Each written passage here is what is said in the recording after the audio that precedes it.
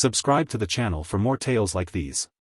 I'm not having kids, and my mom has been actively trying to kill herself since I told her. My mom gave up everything to raise me, and I'm not going to say I'm ungrateful.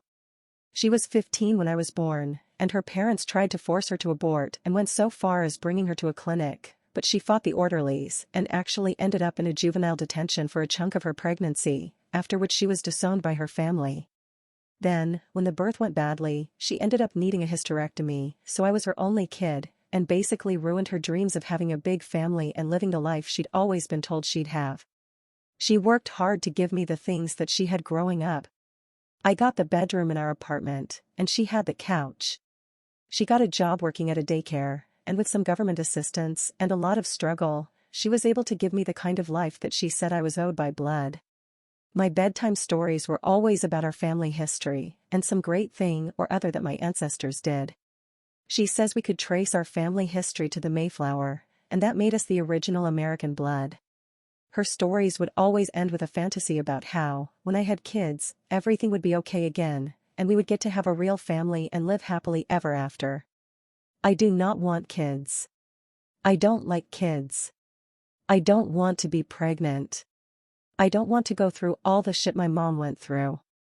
I never saw her get anything for herself in my whole childhood unless it was free, like a library book or something, and when I asked about it she said that's what a mother does, and I don't want to be that.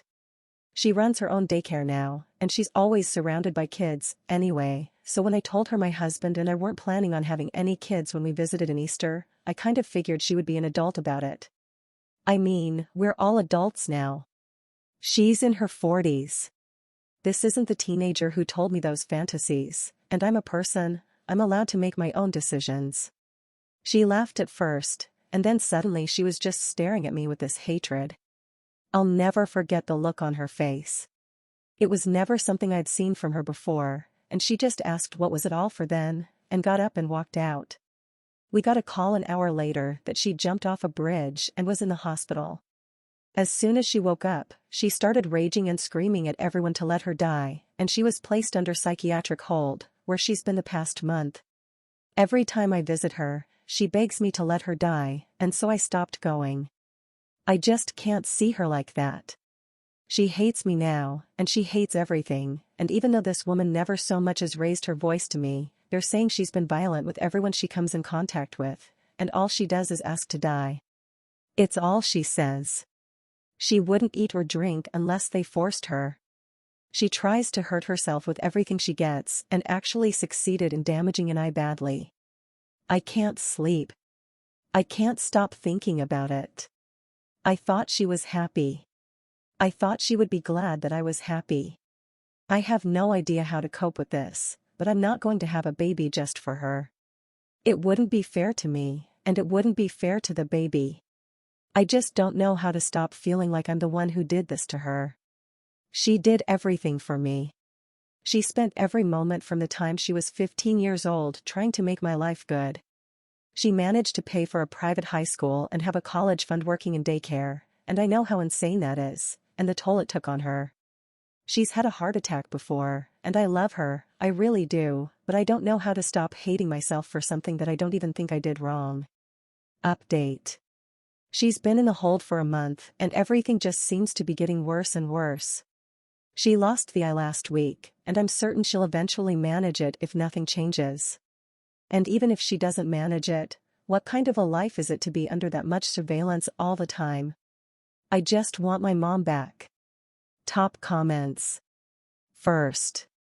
These issues are bigger than you, and they're much more than just you not having children. This isn't your fault. As hard as it is, she's right where she needs to be for now. It honestly sounds like she's had a psychotic break, although I'm not a DR so obviously I can't say for sure, and if so, it's been building for a while. Longer than you'll ever realize. Even if you'd had children for the sole purpose of giving her grandchildren, this is very likely to have happened anyway. Mental health issues are like that.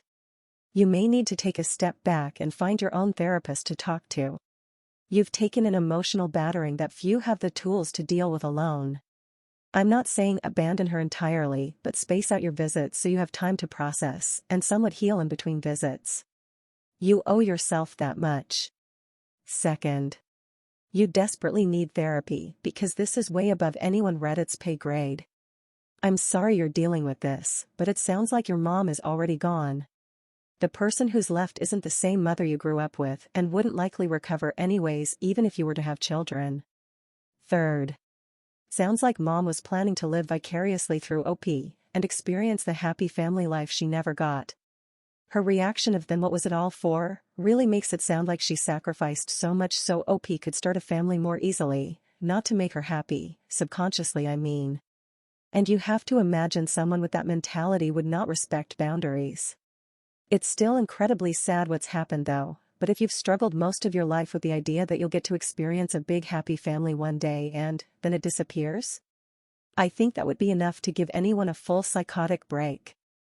Fourth, I concur, not to say the OP is at fault in any way, she is obligated to the choice of having her own children or not too, but, from the way it is described from OP's narrative, a mother who took absolute great care of you and then being told suddenly that she won't have grandchildren is understandable to cause great shock. Unfortunate for both sides. Fifth, that seems unfair. There is a big difference between being suicidal and being a danger to others.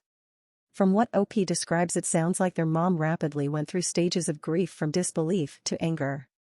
It says something about her character that she has never attempted to bargain with her daughter, despite how much this obviously means to her. She accepts her daughter's decision even though she feels it has made her life meaningless. She suffered a lot of severe trauma at a very young age and always put herself second, but in her mind it would all pay off when she could finally be a part of a large family again. Now that won't happen and she can't handle that, but it doesn't sound like she has done anything to try change her daughter's mind about anything except allowing her to die.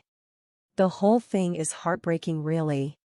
Sixth, I am in a similar situation with my daughter. I wanted to be a mother my entire life. I had 2 children, a daughter and a son. My son has autism. He is a sweet and happy man-child of 16 and my daughter will be 18 next month. She has absolutely no desire to have children.